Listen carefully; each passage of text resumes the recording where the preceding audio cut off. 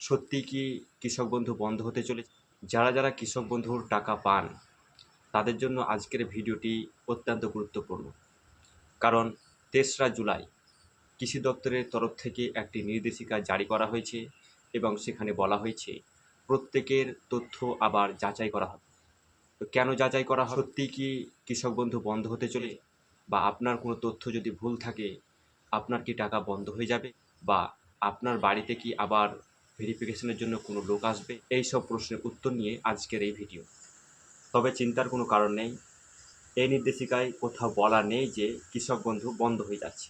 কিন্তু কারা এই ভেরিফিকেশনের আওতায় আসবে, কী কাগজপত্র দেখাতে হতে পারে এবং এখন আপনার কি করা উচিত, এই সমস্ত কিছু এই ভিডিওর মাধ্যমে আমি আপনাদেরকে জানাবো। তাই বলবো ভিডিওটি শেষ পর্যন্ত দেখুন। একটা ছোট্ট ভুলের কারণে কিন্তু আপনার টাকা বন্ধ হয়ে যেতে পারে এবং এই ভিডিওটি বেশি করে শেয়ার করে সমস্ত কৃষকদের মাঝে ছড়িয়ে দিন, যেন তারাও এই সমস্ত তথ্য জানতে পারে এবং সমস্ত কাগজপত্র রেডি করতে পারে। এবার আসে কী যাচাই করা হবে।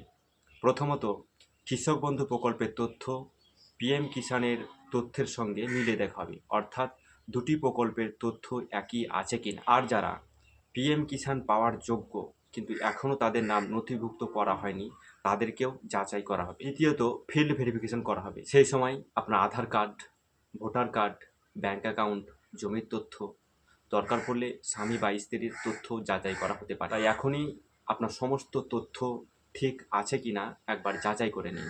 তৃতীয়ত, সরকার এটাও যাচাই করতে চাইছে যে সমস্ত কৃষক বন্ধুরা এই প্রকল্পের সুবিধা পাচ্ছেন তারা কেউ সরকারি চাকরি করেন কিনা, সরকারি পেনশন পান কিনা এবং ইনকাম ট্যাক্স প্রদান করেন কিনা, এটাও কিন্তু যাচাই করার চেষ্টা করছেন। চতুর্থ, সরকার এটাও যাচাই করতে চাইছে যে সমস্ত কৃষক বন্ধুদের অ্যাকাউন্টে এখন টাকা ঢুকছে, সেই সমস্ত কৃষক বন্ধুরা কেউ যদি মারা গিয়ে থাকেন বা কেউ অন্য কোনো জায়গায় চলে গিয়ে থাকেন বা কোনো ব্যক্তির এসআইআরের নাম না থেকে থাকে, এই সমস্ত তথ্য কিন্তু এই ভেরিফিকেশনের মাধ্যমে যাচাই করা হবে।